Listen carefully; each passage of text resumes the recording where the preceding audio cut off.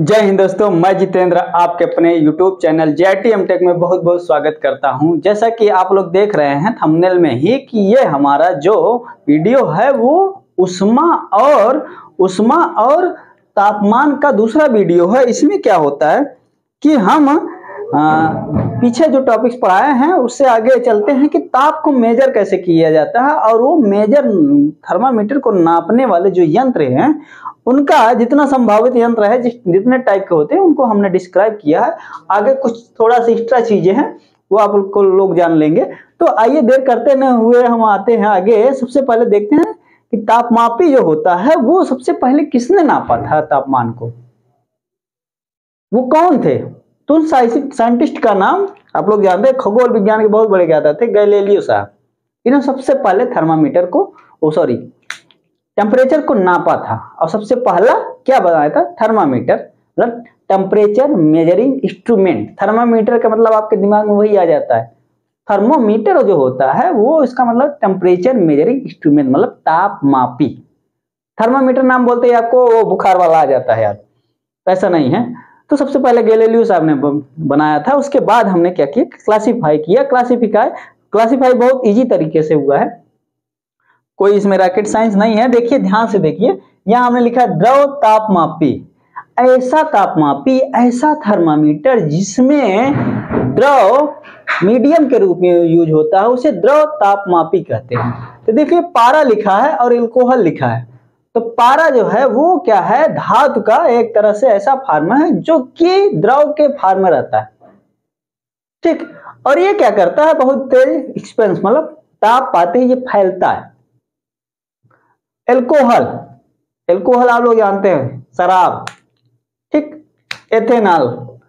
तो ये क्या है? एल्कोहल और पारा दोनों चीज लिक्विड थर्मामीटर में यूज होते हैं, ठीक। ये नॉर्मली बेसिक नॉर्मल टेम्परेचर 100, 150, 200, 500 तक ऐसे नापने काम आता है। इसका कोई डाटा बेस फिक्स नहीं है, आप कितने भी रेंज तक यूज कर सकते हैं। बहुत कम टेम्परेचर नहीं ये मेजर करता, ध्यान दीजिए। जैसे हमारे डॉक्टरी में भी यही यूज होता है, कौन सा? पारा वाला। और जो डॉक्टरी क्लिनिकल थर्मामीटर है सेकंड वाला, ये क्या होता है? डॉक्टर लोग आप लोग देखे होंगे, अब तो डिजिटल आने लगा। डिजिटल उसमें क्या होता है? सीधे नंबर जैसे लिखता जाता है कि आपका टेम्परेचर कितना है, 90, 95, 98, 100 क्या डिग्री फ़ारेनहाइट, ठीक। तो वो क्या होता है? जो क्लिनिकल थर्मामीटर होता है मेडिकल के लिए जो यूज होता है, डॉक्टर लोग जो यूज करते हैं, उसमें क्या होता है? इंसान के लिए यूज होता है। तो इंसान जितना हाईएस्ट टेम्परेचर पे जिंदा रह सकता है और जितना लोवेस्ट, उतना स्केल इसमें ये इस टाइप का होता है। ग्लास की ट्यूब होती है, इसमें पारा भरा होता है और इसमें ऐसे मार्किंग की रहती है। यहाँ 100 डिग्री फ़ारेनहाइट, 105 डिग्री फ़ारेनहाइट ऐसे लिखा रहता है। तो मिनिमम कितना लिखा रहता है? 95 डिग्री फ़ारेनहाइट, 95 डिग्री फ़ारेनहाइट। इससे नीचे कम टेम्परेचर अगर ह्यूमन बॉडी का जाता है तो वो क्या होता है कि इंसान जिंदा नहीं रहता। इससे नीचे टेम्परेचर आपका चला जाए तो ठंडा, कहते ना ठंडे हो गए मतलब मर गए। इससे नीचे टेम्परेचर नहीं होता। 95 से 110 डिग्री फ़ारेनहाइट के बीच में इसकी स्केलिंग होती है। 110 डिग्री के बाद इंसान जीने की कोई संभावना रहती है। उसके टेम्परेचर अगर इतना बॉडी का बढ़ गया तो उसका हाई फीवर हो जाएगा, तो फिर वो ब्रेन हेमरेज हो जाएगा, वो मर जाएगा, ठीक है। उसके बाद जो स्वस्थ मनुष्य का टेम्परेचर होता है, जो इंसान स्वस्थ हो, हिस्ट पुष्ट हो, तो 37 degree Celsius linear about exam में आता है और 98.4 डिग्री फ़ारेनहाइट होता है स्वस्थ मनुष्य का टेम्परेचर। क्लिनिकल थर्मामीटर, इसमें क्या होता है? जीभ के नीचे दबवाते हैं डॉक्टर लोग, ठीक, या तो बाह के नीचे दबवा देंगे। तो यहाँ क्या होता है? आपका टेम्परेचर जो बॉडी का इनसाइड टेम्परेचर होता है, यहाँ से आदमी वो डॉक्टर लोग मेजर कर लेते हैं। यही फिक्स सही वैल्यू बताता है और ज्यादातर सही बताएं तो जो मुंह के नीचे रखते हैं वो ज्यादा एक्यूरेट वैल्यू बताता है, ठीक है।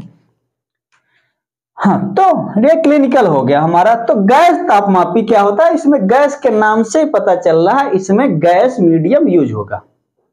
ऐसा थर्मामीटर, ऐसा ट्यूब है जिसमें गैस भरी होगी। तो गैस थर्मामीटर जो होता है इसमें दो टाइप की गैस होती है, पहला हाइड्रोजन, दूसरा नाइट्रोजन। तो हाइड्रोजन में क्या होता है, हाइड्रोजन में क्या होता है, इसमें माइनस माइनस कितना, माइनस 200 डिग्री सेल्सियस से 500 डिग्री सेल्सियस तक ये मेजर कर सकता है। ठीक, माइनस में माइनस 200 बहुत कम होता है, माइनस 273 तो परम शून्य ताप है डिग्री सेल्सियस, वहां तक पहुंचना मुश्किल है, जिसको 0 केल्विन बोलते हैं। तो ये बहुत मुश्किल टेम्परेचर होता है, यहाँ तक कि कोई जल्दी बॉडी जाती नहीं, लेकिन इसकी क्षमता यहाँ तक। ऐसे ये भी नाइट्रोजन वाला ये माइनस 200 से 1500 डिग्री सेल्सियस तक नापता है। ठीक, और आते हैं प्लेटिनम। प्लेटिनम प्रतिरोध नाप तापमापी, यहाँ प्रतिरोध लिखा है ना, रेजिस्टेंस, ये कोई इलेक्ट्रिक की भाषा है, इलेक्ट्रिक सब्जेक्ट जब पढ़ेंगे तो उसमें प्रतिरोध आता है, रेजिस्टेंस आता है। तो इसमें क्या होता है, प्लेटिनम, ये क्या होता है, इसमें प्लेटिनम जो होता है ये जब भी तापमान इसका बढ़ता है, इसे गर्म हो रहा है, कहीं गर्म चीज में रख दिए गए, ये बहुत लिखा है, विद्युत प्रतिरोध बढ़ता है तो तापमान बढ़ता है। तो तापमान बढ़ता है मतलब अगर कोई गर्म चीज है तो उसमें रखने पर, गर्म होने पर प्लेटिनम क्या होता है, उसका प्रतिरोध बढ़ जाता है। तो हम प्रतिरोध नाप लेते हैं, उसी जैसे बढ़ता है उसी की स्केलिंग से हम जान जाते हैं कितना टेम्परेचर बढ़ा। अगर तापमान घट रहा है तो इसका प्रतिरोध कम हो जाएगा, जब प्रतिरोध कम हो जाएगा तो उसी की स्केलिंग से हम नाप लेंगे कि हाँ इतना टेम्परेचर आ गया। तो इस काम है, इस बेसिस पे काम करता है। प्रतिरोध जब तापमान बढ़ता है तो प्रतिरोध बढ़ जाता है, जब तापमान घटता है तो प्रतिरोध घट जाता है। और ये माइनस 200 डिग्री सेल्सियस से 1200 डिग्री सेल्सियस तक नापने की क्षमता रखता है। ठीक, और ताप युग्म तापमापी, थर्मोकपल, आप लोग बहुत सुने होंगे, यही चीजें ज्यादा पूछती है, ये दो लास्ट में जो लिखी हैं ये भी पूछ सकता है, ये तो नॉर्मल से सबको चीजें आती हैं, लेकिन यही एग्जाम में ये दोनों चीजें आती हैं। ताप युग्म तापमापी थर्मोकपल जो होता है वो कैसे काम करता है, सीबैक इफेक्ट पे काम करता है, और ये माइनस 200 से माइनस 1600 डिग्री सेल्सियस पर तक टेम्परेचर मेजर कर सकता है। तो सीबैक इफेक्ट जो था वो सीबैक नामक साइंटिस्ट थे, उन्होंने बताया था और वो यहाँ लिखा है।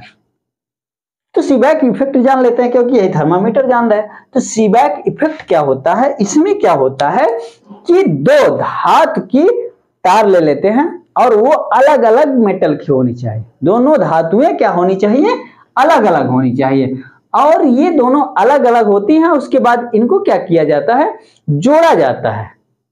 तो इसका जो जंक्शन पॉइंट होता है, मतलब जहां जोड़ होता है इनका, एक जोड़ को क्या करते हैं, हार्ड पॉइंट पर रखते हैं। देखो एक जोड़ क्या है, हार्ड पॉइंट पर रखा गया है, इधर वाला जिधर गर्म है और दूसरा जोड़ किधर, ठंडे की तरफ। तो जैसे ठंडी चीज नाप रहे तो ठंडा वाला उधर रख लिया और वो गर्म वाला तो बाहर, एटमॉस्फेयर गर्म है क्योंकि ठंडी है तो अगला गर्म है। अगर गर्म नाप रहे हैं तो एक चीज गर्म तरफ रख रहे, ठंडा तो है ही बाहर। तो चाहे जैसे करें, एक तरफ जब जिधर गर्मी नापना हो तो गर्मी वाला पोर्शन होता है, ठंडी नापना ठंड। तो दोनों अलग अलग क्या होते हैं, मेटल के तार होते हैं, और दोनों को क्या किया जाता है, एक जंक्शन को हॉट वाले एरिया में रखा जाता है, दूसरे को कोल्ड वाले एरिया में रखे। ऐसा करने से क्या करने से, इसको हार्ट में रखने से, इधर कोल्ड रखने से, तो हार्ट की तरह है, जिधर गर्मी रहेगी उधर से ठंडी की तरफ हीट फ्लो होगी, और जिधर हीट फ्लो होगी उसी की डायरेक्शन क्या होगा कि ये इधर से हीट इधर आ रही है तो ऐसे इलेक्ट्रॉन इसमें फ्लो होने लगेंगे। और जब गर्मी ठंडी के डिफरेंस के कारण, जैसे इसका टेम्परेचर T है, इसका T प्लस डेल्टा T, मतलब ये ज्यादा गर्म है, ये गर्म है क्योंकि डेल्टा T इसमें ज्यादा है और ये T है। तो गर्म से ठंडा की तरफ क्या होते हैं, इलेक्ट्रॉन, इसमें चार्ज वो बन जाता है, पोल बन जाता है माइनस प्लस। तो क्या करते हैं, इलेक्ट्रॉन फ्लो करने लगते हैं। और जहां इलेक्ट्रॉन फ्लो किए, आप लोग सुने होंगे कि इलेक्ट्रॉन जो फ्लो होता है उसी को करंट बोल। तो यहाँ क्या हुआ, करंट पैदा हो गया, उसी करंट को नाप लेते हैं और हम बता देते हैं कितना टेम्परेचर इसका है। ठीक, लिखा है दो अलग अलग धातु तारों को जोड़कर बंद परिपथ बंद होना चाहिए, खुला नहीं होना चाहिए, मतलब सर्किट क्लोज होनी चाहिए, तभी तो धारा बहेगी।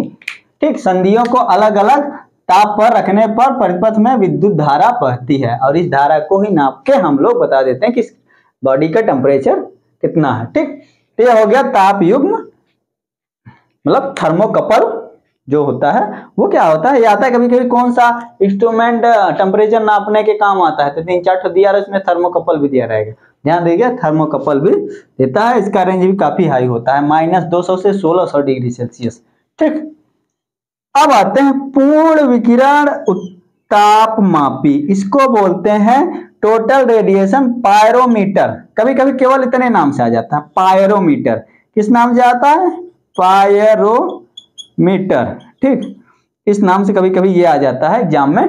पायरोमीटर किस काम में आता है, टेम्परेचर नापता है। वो कैसे नापता है, एक साइंटिस्ट थे हमारे स्टीफन बोल्ट्जमैन, उन्होंने एक नियम दिया था, ई इज मतलब ऊर्जा विकिरण ऊर्जा डायरेक्टली प्रोपोर्शनल टेम्परेचर की पावर 4, ये लिखा है। जैसे इसमें क्या होता है, सबसे अच्छी बात इसमें यह है, ये वाला जो पायरोमीटर जो होता है इसमें सबसे अच्छी बात है कि इसको नापने के लिए हम बॉडी में टच नहीं कराते, इसको दूर ही रख देंगे, हमारा टेम्परेचर मेजर हो जाता है। इसमें इस यंत्र को जिस बॉडी का जिस भी वस्तु का टेम्परेचर नापना हो, इसमें क्या होता है, इसमें बॉडी से टच नहीं कराते, इस यंत्र को पायरोमीटर को बॉडी में टच नहीं कराते, दूर ही रख देते हैं। रेडिएशन से ही इसमें क्या होता है, स्केल बता देता है कि कितना टेम्परेचर है। इसमें 800 डिग्री सेल्सियस से जब अधिक ताप रहेगा तभी नापते हैं। इसमें सूर्य के जैसे टेम्परेचर, सन का टेम्परेचर नापना हो, किसी तारे का नापना हो, तो सूर्य का टेम्परेचर नापने के लिए तो इसमें 800 मतलब छोटे टेम्परेचर को, इसमें सबसे इसका फाल्ट यही है कि इसमें छोटे टेम्परेचर नहीं नापते, बड़े बड़े हाई टेम्परेचर वाली चीजें इसमें पायरोमीटर से नापी जाती हैं। ये भी एग्जाम में पूछता है कि इसमें क्या होता है, हाई टेम्परेचर कितना है, 800 से अधिक होगा तभी हम नाप पाएंगे, इससे कम होगा तो हम इसका टेम्परेचर इससे टेम्परेचर नहीं मेजर कर पाएंगे। और ये किस पे काम करता है, स्टीफन बोल्ट्जमैन लॉ पे करता है। और ये होता है ये जब ये प्रोपोर्शनल हटता है तो बराबर और एक कांस्टेंट आता है, और ये कांस्टेंट क्या है, स्टीफन नियतांक, स्टीफन कांस्टेंट है, और इसका मान होता है 5 पॉइंट, ये भी एग्जाम में आ जाता है कभी कभी। स्टीफन नियतांक का मान बताइए। सबसे बड़ी चीज इसमें ध्यान दीजिए, ये तो मान पूछ रहे 5.67 × 10⁻⁸, 5.67 × 10⁻⁸ वाट पर मीटर स्क्वायर केल्विन पावर 4। ये है इसका कभी कभी बीमा भी पूछ लेता है, जिस भी टेक्निकल या लोको पायलट, ऐसे सारे एग्जाम जो टेक्निकल से रिलेटेड होते हैं, इसमें ये छोटी छोटी चीजें बहुत ध्यान से पूछता है, तो इसको याद कर लीजिए। ठीक, अब आते हैं, ये सीबैक इफेक्ट तो हमारा हो गया। ठीक, इधर ये सारे इंस्ट्रूमेंट हो गए। अब एक चीज जान लेते हैं, ट्रिपल पॉइंट, त्रिक बिंदु, आप लोग सुने होंगे, नहीं सुने तो आप सुन लीजिए, त्रिक बिंदु। ठीक, त्रिक बिंदु, और वो भी वाटर का हम यहां डिस्क्राइब किए हैं, होता सभी का है। ठीक, कोई भी बॉडी को हम एक समय के बाद गर्म करें, सॉलिड हो तो लिक्विड में बदलेगी, फिर लिक्विड से गैस। कुछ बॉडी सीधे सॉलिड से गैस में बदल जाती है, उसको ऊर्ध्वपातन बोलते हैं। जैसे कपूर, उसको जलाते हैं तो सीधे हवा मुड़ जाता है, उसको लिक्विड नहीं बनता। तो वो कुछ बॉडी, तो ट्रिपल पॉइंट क्या है, ट्रिपल पॉइंट पहले जान लीजिए, यहां हम लिख दे रहे हैं। ट्रिपल पॉइंट क्या है, ऐसा बिंदु किसका, प्रेशर और टेम्परेचर का, जिस पे पदार्थ की तीनों अवस्था, क्या हो, तीनों अवस्था, ठोस, द्रव और गैस कोएग्जिस्ट करें। मतलब ऐसा बिंदु कोई है कि हम कहते हैं कोई भी चीज गर्म करने से लिक्विड बदल जाए। जैसे लोहे को हम गर्म करते जाए तो पिघल जाएगा, एक समय गर्म करेंगे तो हवा बन खुड़ जाएगा। तो ऐसे हम सबसे सही सिंपल एग्जांपल है बर्फ सॉलिड है, इसको गर्म करेंगे तो लिक्विड बनेगा, फिर गर्म करेंगे और तो ये क्या होगा, वाष्प बन जाएगा। तो ऐसा कोई पॉइंट है, ऐसा कोई कॉम्बिनेशन है जिसपे ये तीनों चीजें कोएग्जिस्ट करें। ऐसी कोई बात, ऐसा कोई जगह है, ऐसी कोई स्थिति है कि जिसपे कि बर्फ भी उसी टेम्परेचर पे हो जाए, उसी टेम्परेचर पे क्या हो जाए, गैस भी हो, वाष्प भी हो जाए, उसी पे लिक्विड मतलब पानी भी हो जाए। तो वही पॉइंट होता है ट्रिपल पॉइंट, उसी ट्रिक बिंदु बोलते हैं। हाँ है, पानी का हमने पता लगाया है, पानी का पता लगाया है, और वो होता है कब? एक प्रेशर है, ऐसा नहीं कि हवा में इस प्रेशर पे हो जाए, इस प्रेशर पे ट्रिपल पॉइंट नहीं मिलेगा, वो प्रेशर बहुत कम होता है, वो होता है वो होता है 0.006 एटमॉस्फेरिक प्रेशर, या 0.611 किलो पास्कल, या 611.73 पास्कल। इस प्रेशर पे और टेम्परेचर कितना होना चाहिए? 0.01 डिग्री सेल्सियस, या 273.16 केल्विन, या 32.02 डिग्री फ़ारेनहाइट। ये डाटा आप लोग लर्न कर लीजिए। इस पे इतना टेम्परेचर हो और इतना प्रेशर हो, ये टेम्परेचर हो, ये प्रेशर हो, इस पे ही हमारा जल का ट्रिक पॉइंट आता है। ये ट्रिक पॉइंट, ये देखो ग्राफ बना है, डरने की कोई बात नहीं, ग्राफ से लोग डर जाते हैं। इसमें क्या हुआ कि हमने क्या किया, -220 डिग्री सेल्सियस का यहाँ टेम्परेचर से लिया है। तो ध्यान दीजिए, समझ लीजिए थोड़ा। इस कर्व को बोलते हैं ऊर्ध्वपातन कर्व, क्योंकि यहां से सीधे ये देखो, ये वाला जो एरिया है, ये वाला एरिया है जो वाष्प का है, ये वाला जो एरिया है वो ठोस का है, ठीक, और ये वाला जो एरिया है वो क्या है, द्रव का है, और ये हमारी लाइन अलग कर रही है, ठीक, ध्यान से देखिएगा। तो इस लाइन को ऊर्ध्वपातन लाइन बोलते हैं,